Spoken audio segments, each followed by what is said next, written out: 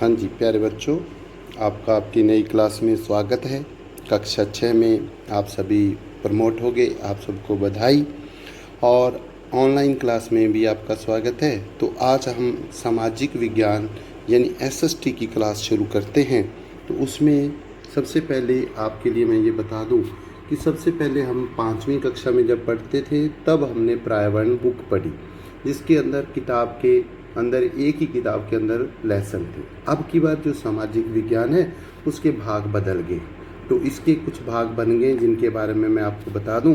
तो पहला भाग इतिहास का है, दूसरा राजनीति विज्ञान का है, तीसरा अर्थशास्त्र का है, चौथा भूगोल का। यानी अब आपको 4 किताबें अलग अलग छोटी छोटी पढ़नी पड़ेंगी। इतिहास में हम बीते हुए कल को पढ़ेंगे, राजनीति में हम शासन और लोकतंत्र के बारे में पढ़ेंगे, अर्थशास्त्र में हमारे द्वारा किए जाने वाले व्यवसायों के बारे में पढ़ेंगे, और भूगोल में भूमंडल के बारे में यानी पृथ्वी के बारे में जानकारी प्राप्त करेंगे। तो आज का जो हमारी किताब जो पहला भाग हमने लिया है, आपके पास जो किताब है हमारे अतीत भाग नंबर 1, हमारे अतीत भाग नंबर 1, और इसका पहला पाठ हम शुरू करते हैं। तो पहले पाठ में इसने जो सवाल रखा है, कहता है कि क्या, कब, कहाँ और कैसे। यानी क्या हुआ, कब हुआ, कहाँ हुआ, कैसे हुआ। इस पर हम सवाल का पता करने के लिए क्या क्या साधनों का उपयोग कर सकते हैं। तो ये बच्ची रशीदा एक अखबार पढ़ती है और उसके मन में एक सवाल आता है कि 100 साल पहले क्या होता था, कैसे लोग रहते थे, कैसे पता लगाएं, कैसे उनकी जानकारी प्राप्त करें। तो उसका पता लगाने के लिए हम प्रयास करते हैं। तो लिखा गया है कि कैसे पता लगाएं। तो इसके लिए हम पता करने के लिए जानते हैं कि यह जानने के लिए कि कल क्या हुआ था। तुम रेडियो सुन सकते हो, टेलीविज़न देख सकते हो, फिर अखबार पढ़ सकते हो, या मोबाइल पर इंटरनेट पर समाचार सुन सकते हो। साथ ही यह जानने के लिए कि पिछले साल क्या हुआ था, तुम किसी ऐसे व्यक्ति से बात कर सकते हो जिसे उस समय की स्मृति हो, स्मृति मतलब जानकारी हो, लेकिन बहुत पहले क्या हुआ था यह कैसे जाना जा सकता है। इसके लिए हमें जानने के लिए हमें अपने अतीत को देखना होगा, बीते हुए कल को जानना होगा कि तब लोग कैसे थे, क्या करते थे। तो यहाँ लिखा कि अतीत के बारे में हम क्या जान सकते हैं। अतीत के बारे में बहुत कुछ जाना जा सकता है, जैसे लोग क्या करते थे, कैसे कपड़े पहनते थे, किस तरह के घरों में रहते थे।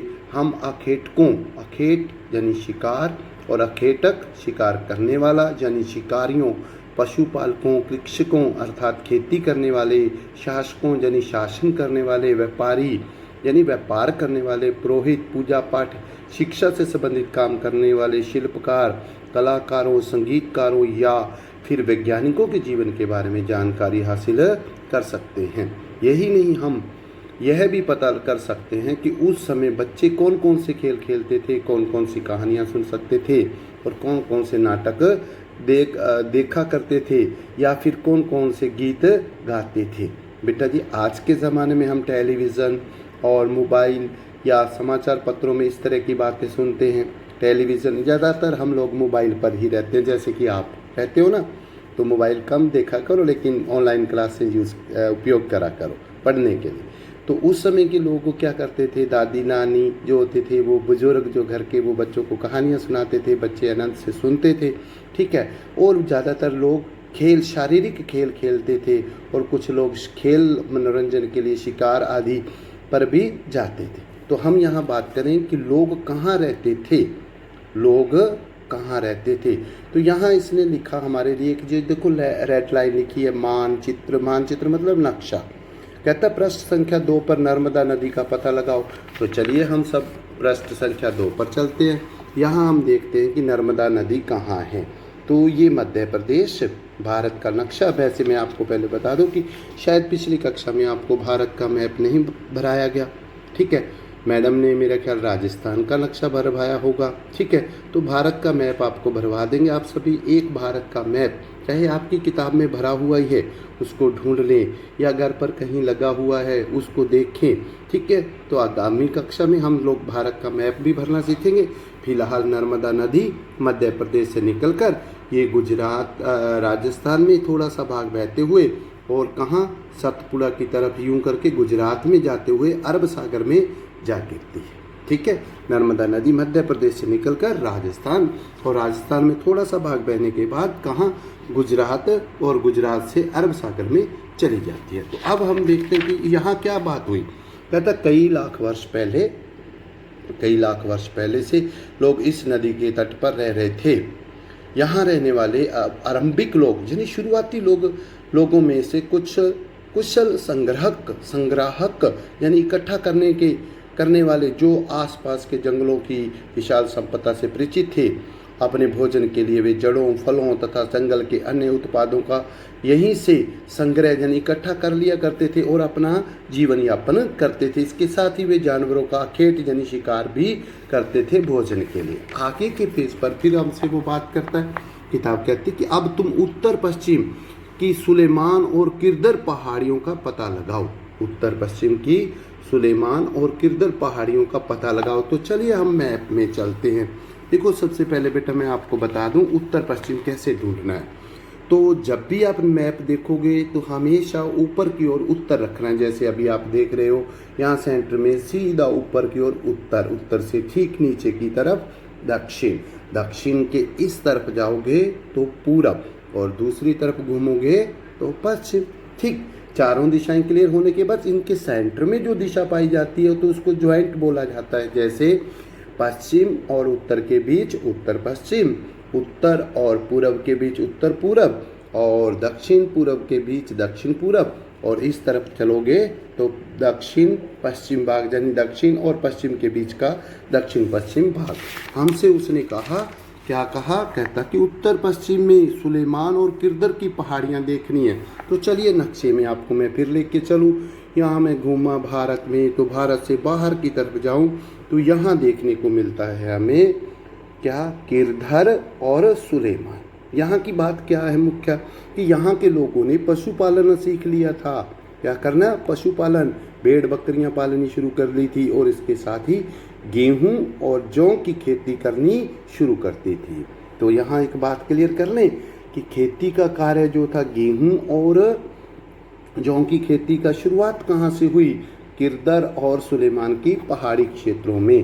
तो यहाँ से फिर हम करें, इसी क्षेत्र में कुछ ऐसे स्थान हैं जहाँ लगभग 8000 वर्ष पूर्व स्त्री पुरुषों ने सबसे पहले गेहूं, जौ जैसी फसलों का उपार्जना यानी उत्पादन करना शुरू कर दिया। उन्होंने भेड़ बकरी और गाय बैल जैसे पशुओं को पालतू बनाना भी शुरू कर दिया। तो बेटा यहाँ हमने स्पेशल क्या देखा, सुलेमान और किरदर पहाड़ियों में 8000 वर्ष पहले लोगों ने गेहूं और जौ की खेती करनी शुरू कर दी, और साथ ही पशुपालन भी शुरू कर दिया। उसके बाद कहता उत्तर पूर्व में गारो तथा मध्य में विंध्य पहाड़ियों को पता लगाओ। तो मैं यहाँ मध्य में नक्शे में फिर चलता हूँ आपके साथ। चलिए देखते हैं हम लोग कहाँ पहुँच गए, विंध्या पहाड़ियों में। जहाँ नर्मदा नदी देखी थी ना, उसके आसपास ही विंध्या पहाड़ी आ गई। ठीक है, और इस विंध्या पहाड़ी की खास बात कि यहाँ के लोगों ने सबसे पहले चावल की खेती करनी शुरू कर दी। ये फिर देखिए यहाँ उत्तर पूर्व में गारो तथा भारत के विंध्य पहाड़ियों पर पता लगा लिया। अब हमने ये कुछ अन्य ऐसे क्षेत्र थे यहाँ कृषि का विकास हुआ, और यहाँ सबसे पहले चावल उगाया जाने लगा। ध्यान देना कि हमने ऊपर जब सुलेमान और किरदर की पहाड़ियाँ पड़ी तो उसके अंदर गेहूं और जौ की खेती की शुरुआत हुई 8000 वर्ष पहले।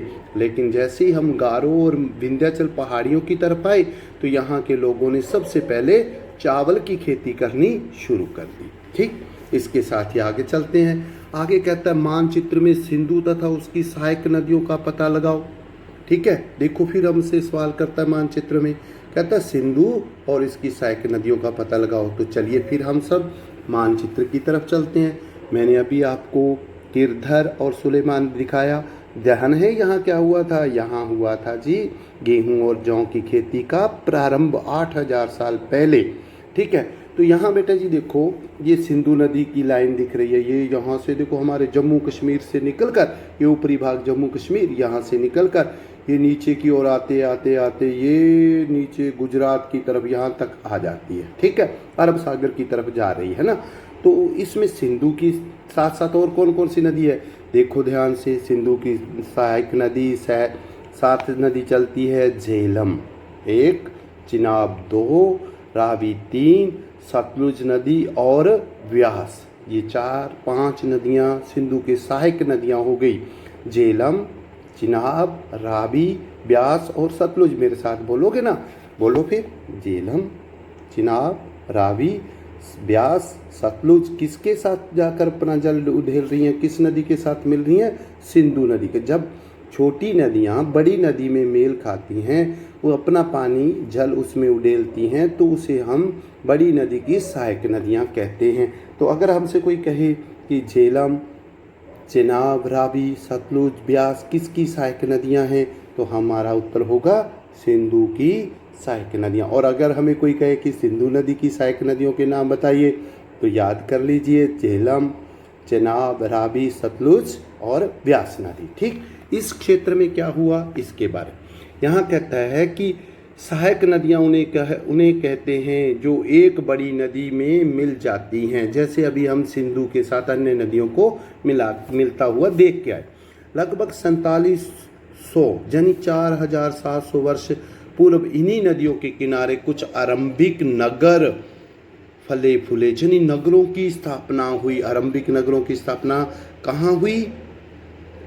ध्यान देना, सिंधु और उसकी सहायक नदियों, गंगा व इसकी सहायक नदियों के किनारे तथा समुद्र तटवर्ती इलाकों में भी नगरों की विकास कब हुआ? 2500 वर्ष पहले, यानी 2500 वर्ष पहले की बात कर रहा है। आगे कहता है गंगा और इसकी सहायक नदी सोन का पता लगाओ। तो चलिए फिर हम मैप में चलेंगे, मानचित्र को देखते हैं। तो अब यहाँ से हम देखते हैं कि गंगा नदी मिली, आपने देखी ना, मिल गई। तो ये देखिए गंगा नदी यहाँ से उत्तराखंड से निकलकर यूं यूपी बिहार में बहती हुई आगे पश्चिमी बंगाल की तरफ चली जाती है। तो उसने हमें कहा कि सोन नदी, ये जो मध्य प्रदेश से ऊपर की ओर जाकर सोन नदी भी हमें दिखाई देती है। ठीक है, और गंगा के साथ यमुना भी आ रही है, और गंगा के साथ यमुना, और यमुना के अंदर पानी अपना कौन उडेल रही है? चंबल। ठीक, लेकिन सोन नदी किसके अंदर पानी डाल रही? वो जाकर देखो यहाँ एक जगह पर ये मेल खा रही है, किसमें? गंगा में। ठीक है, तो इस प्रकार हमने देखा। आगे कहता गंगा और इसकी सहायक नदी सोन को देख लिया बेटा? देख लिया ना। तो चलिए, गंगा के दक्षिण में इन नदियों के आसपास का क्षेत्र प्राचीन काल में मगध कहलाता था। वर्तमान में बिहार का नाम सुना है ना? बिहार, जहाँ की राजधानी पटना है। आजकल से हम बिहार कहते हैं, और पहले क्या कहते थे? मगध नाम से जाना जाता था। इसके शासक बहुत शक्तिशाली थे और उन्होंने विशाल राज्य स्थापित किया था। देश के अन्य हिस्सों में भी ऐसे राज्यों की स्थापना हो गई थी। लोगों ने सदैव उपमहाद्वीप के एक हिस्से से दूसरे हिस्से तक यात्रा की। कभी कभी हिमालय जैसे ऊंचे पर्वत, पहाड़ी, रेगिस्तानी, नदियों, समुद्रों के कारण यात्रा जोखिम भरी भी हुई। देखिए, दुर्गम स्थानों पर जाने के लिए तो जोखिम उठाना होता है, उठाना भी पड़ा इनको। लेकिन क्यों जाते थे? फिर भी ये यात्रा उनके लिए असंभव नहीं थी। मेहनत करते थे, यात्रा पर अपने पर विश्वास रखते थे। जैसे अब आप पढ़ने के लिए अपने ऊपर विश्वास रखोगे, मेहनत करोगे तो आगे बढ़ोगे ना। अतः कभी लोग काम की तलाश में, तो कभी प्राकृतिक आपदाओं के कारण एक स्थान से दूसरे स्थान जाया करते थे। कभी कभी सेनाएं दूसरे क्षेत्रों पर विजय हासिल करने के लिए भी जाती थी। इसके अतिरिक्त व्यापारी कभी काफिले में तो कभी जहाज़ों में अपने साथ मूल्यवान वस्तुएं लेकर एक स्थान से दूसरे स्थान जाते रहते थे।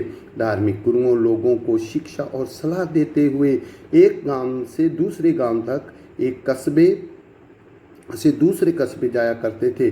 कुछ लोग नए और रोचक स्थानों को खोजने के लिए भी चाह और उत्सुकता की यात्रा किया करते थे। इन सभी यात्राओं से लोगों को एक दूसरे के विचारों को जानने का अवसर मिला। इसमें हमें मेन बात हुई कि लोग यात्रा क्यों करते थे? ठीक है, तो व्यापार के लिए, ठीक है, और दूसरे देशों पर आक्रमण करने के लिए। इसके साथ ही यहाँ एक शब्द आया उपमहाद्वीप। देखा ना, उपमहाद्वीप किसे कहते हैं? तो यहाँ मैं एक पैरा पढ़ रहा हूँ, जरा ध्यान देना, फिर क्लियर कर देते हैं हम। दक्षिण एशिया यानी आधुनिक दक्षिण एशिया, जैसे मैंने अभी बताया ना, दक्षिण नीचे की ओर नक्शे में देखेंगे तो दक्षिण एशिया आधुनिक भारत, पाकिस्तान, बांग्लादेश, भूटान और श्रीलंका, और इनके साथ अफगानिस्तान, ईरान, चीन, म्यांमार आदि पड़ोसी देशों की को दर्शाता है। दक्षिणी एशिया एक महाद्वीप से छोटा है। देखिए, हमने बात क्या की कि दक्षिणी एशिया एक महाद्वीप से छोटा है, लेकिन विशालता तथा बाकी एशिया से समुद्रों, पहाड़ियों तथा पर्वतों से बंटे होने के कारण इसे प्राय उपमहाद्वीप कहा जाता है। बेटा, कभी आपने महाद्वीप की परिभाषा पढ़ी हो, बात की हो, तो आपके सामने आया हो, तो महाद्वीप हम उसे कहते हैं ऐसा भूमि का भूभाग, ऐसा पृथ्वी का भूभाग जो चारों तरफ से पानी से घिरा हो। ठीक, तो उसे हम क्या कहते हैं? महाद्वीप। बड़ा सा भाग हो, ठीक है, और छोटा भाग हो तो उसे द्वीप कह देते हैं। और मुख्य रूप से तीन ओर से घिरा हुआ हो तो उसे उपमहाद्वीप। जैसे हमारा भारत है, तीन ओर से जल से घिरा हुआ है, तो कई बार हम उसको भी उपमहाद्वीप कह सकते हैं। ठीक है, तो आज हमने क्या कुछ पढ़ लिया। अब हमने देखो बेटा जी, यहाँ तक ये बात जानकारी कर ली कि जौ और चावल की खेती सबसे, ये सवाल भी हैं आपके लिए, जौ और चावल की खेती सबसे पहले कहाँ हुई, गेहूं की खेती कहाँ हुई, चावल की गेहूं की खेती के साथ पशुपालन कहाँ शुरू हुआ, नगरों की स्थापना कब और कौन से क्षेत्र में शुरू हुई। ठीक है, इन सवालों को, मगध का पुराना नाम क्या है, मगध का वर्तमान नाम क्या है, बिहार, और बिहार का पुराना नाम क्या है, मगध। ठीक, जहाँ शक्तिशाली राज्यों की स्थापना हुई। तो आज के लिए इतना ही, और नेक्स्ट वीडियो में हम अगले टॉपिक यानी आज लोग यात्राएं क्यों करते हैं इस पर चर्चा करेंगे। आप फिर ध्यान से, मैं आपको अपनी बुक्स उम्मीद करता हूँ सब ने खरीद ली होगी, और नेक्स्ट मीटिंग में मिलते हैं। ओके।